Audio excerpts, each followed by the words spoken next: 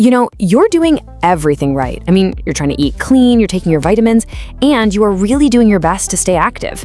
But despite all of that effort, the scale just will not budge. And you might even notice that weight is kind of pooling right around your midsection.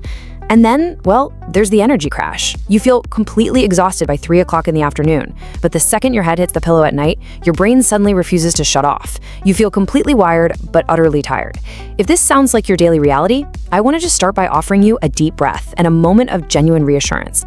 Listen, you are not crazy, and this absolutely is not a lack of willpower on your part. What you're likely experiencing right now is just a very natural physiological shift. You see, as we enter our late 40s, 50s, and beyond, our reproductive hormones naturally start to shift and decrease. And in that absence, cortisol, which is our body's primary stress hormone, can very easily step right in and take over the driver's seat.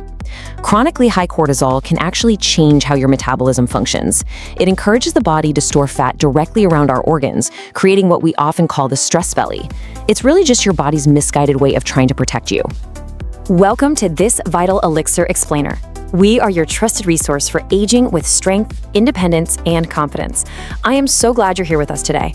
Today, we're going to look at the actual science of stress, and I'm going to share 5 evidence-backed ways to naturally lower your cortisol, safely signal to your nervous system that you're secure, and hopefully help your body let go of some of that stubborn midlife weight. We focus on real science here, not quick fixes. So before we go changing our daily habits, we really need to understand what's happening under the hood when we experience chronic, ongoing stress as we age. First, let's go ahead and clear up a really common internet myth. You've probably heard the term adrenal fatigue thrown around a lot online lately, and while the symptoms people describe are very, very real, the medical community doesn't actually recognize adrenal fatigue as a clinical diagnosis. What you're actually experiencing is known medically as HPA axis dysregulation, or simply put, chronic stress. It's a very real physical response where the communication line between your brain and your adrenal glands just gets disrupted. To picture this, think of cortisol kind of like a faucet. The Endocrine Society explains that cortisol is absolutely essential for life. I mean, it's what helps you wake up in the morning, and it responds to immediate physical danger. But when we're constantly stressed, worrying about work, aging parents, the news, or our own health, that faucet never fully turns off. It's just a constant, steady drip. And the Mayo Clinic confirms that this constant drip of cortisol is associated with increased appetite, massive sugar cravings, and specifically storing visceral fat deep in your belly. But here's the good news. We can absolutely learn to turn that faucet off. How we start our mornings has a profound, cascading impact on our energy for the rest of the day. And our first strategy revolves entirely around the number 90. This is the 90-minute rule for delaying your first cup of coffee. I know. For so many of us, the literal first thing we do when our feet hit the floor is stumble into the kitchen and pour that coffee. But from a physiological standpoint, that might actually be exactly what's setting you up for an afternoon crash. Let's look at what your ideal morning timeline should actually be. When you first wake up, your body goes through something called the cortisol awakening response. Basically, your cortisol naturally spikes by up to 50% just to help you shake off that sleep inertia. If you drink coffee right at that peak, the caffeine just adds artificial stimulation on top of your natural peak. And then, a few hours later, boom, you experience a brutal drop. So try this instead. Within about 30 minutes of waking up, try to get 10 minutes of natural sunlight in your eyes to anchor your circadian rhythm. Then, wait 90 to 120 minutes before having that first cup of coffee. This gives a sleep hormone called adenosine time to clear out of your system naturally. When you finally do have your coffee, it's going to provide a much smoother, cleaner lift. Okay, if you've ever felt that wave of rising anxiety or total exhaustion hitting right around 3 p.m., this third strategy is absolutely for you. It's all about blood sugar stabilization, which, believe it or not, is essentially an adrenal rescue. You see, your adrenal glands and your pancreas are deeply connected.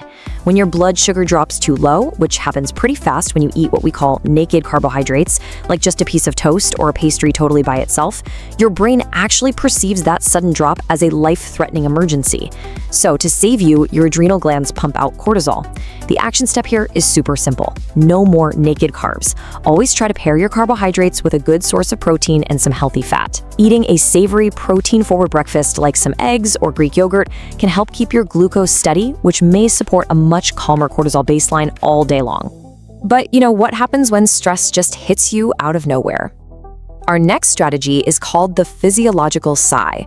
Stanford University neurobiologists recently highlighted this specific breathing pattern as literally the fastest way to calm the nervous system in real time. When we get stressed out, our breathing gets really shallow and our heart rate speeds up, which just tells the brain we're in danger. Well, you can hack this system in reverse. Just take 2 quick inhales through your nose. So 1 deep breath, followed immediately by a short little top-off breath to fully expand those lungs. Then release a slow, full exhale through your mouth, almost like you're blowing through a tiny straw. Doing this just 2 or 3 times immediately signals your vagus nerve to lower your heart rate. It's amazing. You can do this anywhere, anytime you feel that overwhelm creeping in. The right kind of movement during the day directly prepares your body for the healing rest it desperately needs at night. So strategy 4 is about rethinking how we exercise. High-intensity interval training, or HIIT, is incredibly popular right now, but honestly, from an endocrinology perspective, for older adults who are already managing a lot of life stress, HIIT can act as a massive physical stressor that temporarily spikes your cortisol even higher. If your cortisol is already running hot, this just tells your body to hold on to that belly fat for survival. Instead, consider swapping those intense workouts for Zone 2 movement. This is gentle, steady-state cardio. Think brisk walking, swimming, or cycling, where you're moving but you can still hold a conversation. Harvard Health actually points out that moderate exercise helps clear stress hormones from the bloodstream. So gentle, consistent movement can be a wonderful way to support your body's healing rather than just piling on more unnecessary physical stress. And that brilliantly illustrates our 5th strategy, the cortisol-melatonin seesaw. Cortisol and melatonin, which is your sleep hormone, operate on a literal seesaw. When cortisol is high up in the air, melatonin stays low to the ground. In midlife, this seesaw gets stuck a lot. The blue light from our phone and TV screens at night actually tricks your brain into thinking the sun is still up.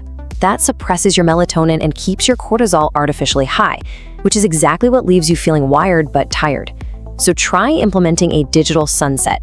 Just 1 hour before bed, turn off the bright overhead lights, switch to warm lamps, and put the screens away. Dimming the light naturally allows your melatonin to rise, which gently pushes that cortisol back down where it belongs. So how do we take all this wonderful science and actually apply it to a normal day without feeling completely overwhelmed? Well, here is your simple, gradual roadmap. And please, you do not have to do all of these tomorrow.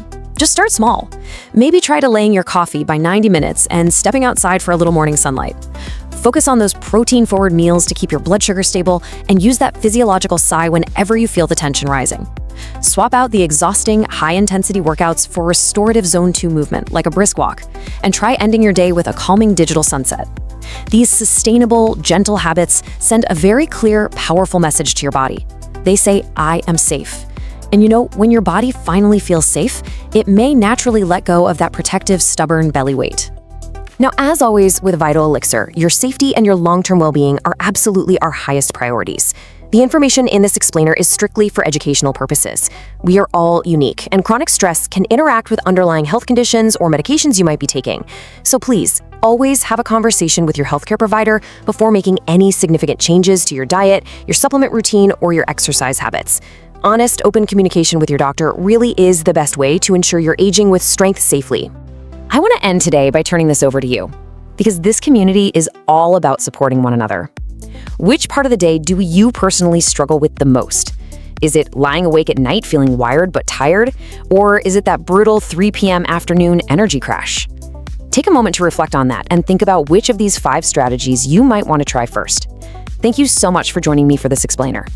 Remember to just take a deep breath, drop your shoulders, and be kind to yourself today. You are doing great, and your body is incredibly wise. Keep prioritizing your health, and I can't wait to explore more science-backed strategies with you next time. Thank you for your time. Subscribe for more health education. Like the video and share it to help others stay informed.